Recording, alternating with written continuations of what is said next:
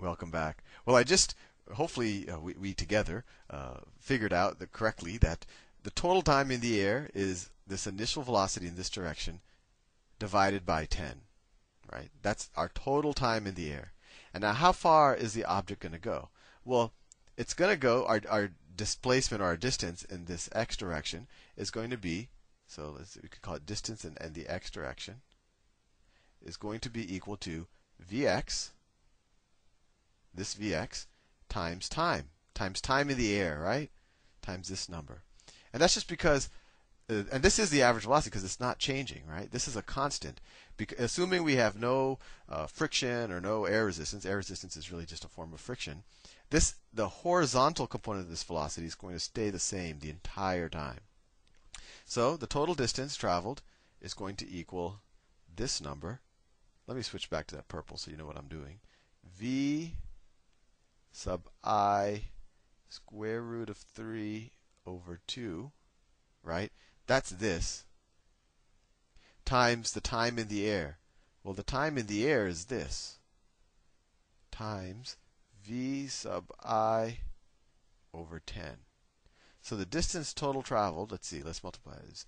V I squared times the square root of 3, all of that over 20. So now we know as a function of our initial velocity in this direction, how far is this thing going to travel? Well, we know that we want it to travel exactly 100 meters.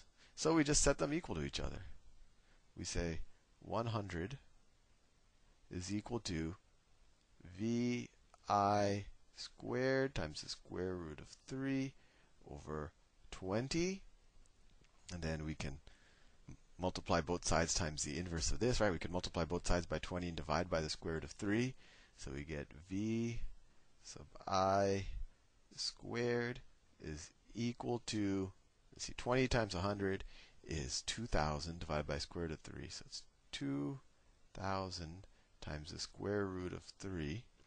And so our initial velocity we need to shoot this thing at is going to be the square root of this. So initial velocity is going to be the square root of 2,000 divided by the square root of 3.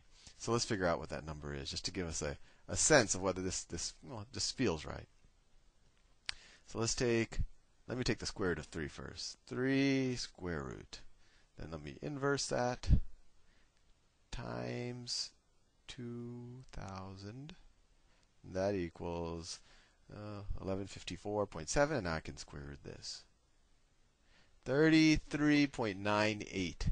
So almost 34 meters per second. So my initial velocity has to be 33.98 meters per second. For me, so my initial velocity has to be 33.98 meters per second to exactly hit this target 100 meters away. I think that is fairly cool. And we could also do it to figure out, we could do it backwards to figure out, if we know exactly what our velocity is going to be, right? Because maybe like a slingshot always has the same velocity, and the only thing I can change is the angle. As long as we know our inverse trigonometric functions, we can actually figure out the exact angle that we have to aim the slingshot or the catapult or whatever to hit the target. So I don't want you to go out and raise your own army and whatever else, but if you have to, you now know how to command artillery.